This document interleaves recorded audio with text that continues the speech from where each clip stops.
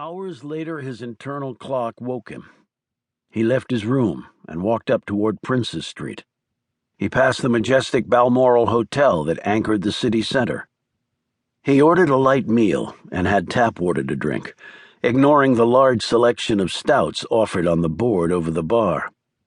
As he ate, he spent some time gazing at a street performer, juggling butcher knives atop a unicycle, while regaling the crowd with funny stories, delivered with an embellished Scottish brogue.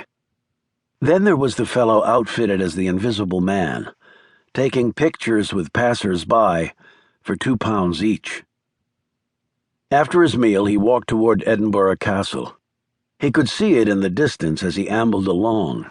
It was big, imposing, and had never once been taken by force, only stealth. He climbed to the top of the castle, peering over the gloom of the Scottish capital. He ran his hand along cannon that would never fire another shot. He turned to his left and took in the full breadth of the sea that had made Edinburgh such an important port centuries ago, as vessels came and went, disgorging freight and picking up fresh cargo. He stretched tight limbs, felt a creak, and then a pop in his left shoulder. 40. Tomorrow. But first, he had to make it to tomorrow. He checked his watch. 3 hours to go. He left the castle and headed down a side street. He waited out a sudden, chilly rain shower under a cafe awning and drank a cup of coffee.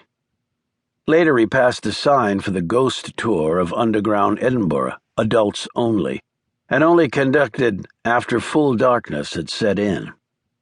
It was almost time. Robie had memorized every step, every turn, every move he would have to make. To live. As he did every time, he had to hope it would be enough. Will Robie did not want to die in Edinburgh.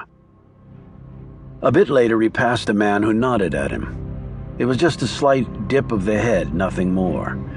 Then the man was gone, and Robie turned down the doorway the man had vacated. He shut and locked it behind him and moved forward, quickening his pace. His shoes were rubber-soled. They made no sound on the stone floor. 600 feet in, he saw the door on the right side. He took it. An old monk's cloak was hung on a peg. He donned it and put the hood up.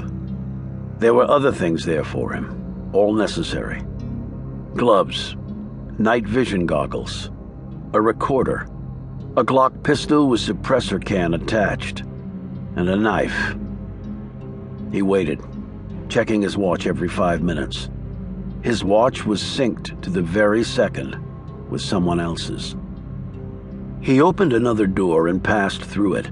He moved downward, reached a grate in the floor, lifted it, and skittered down a set of iron handrails set into the stone. He hit the floor silently, moved left, counted off his paces. Above him was Edinburgh, at least the new part. He was in underground Edinburgh now, home to several ghost and walking tours. There were the vaults under South Bridge, and parts of old Edinburgh such as Mary King's Close, among others. He glided down the dark brick and stone passages, his powered goggles letting him see everything in crisp definition. Electric lamps on the walls were set at fairly regular intervals, but it was still very dark down here.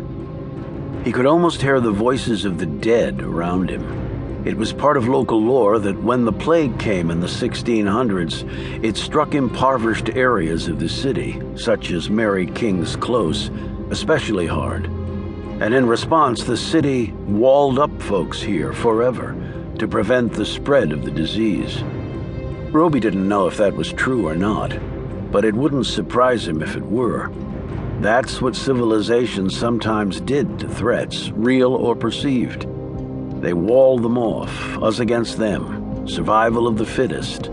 You die, so I can live. He checked his watch. 10 minutes to go. He moved slower, adjusting his pace so he would arrive seconds before he was supposed to, just in case. He heard them before he saw them. There were 5, not counting the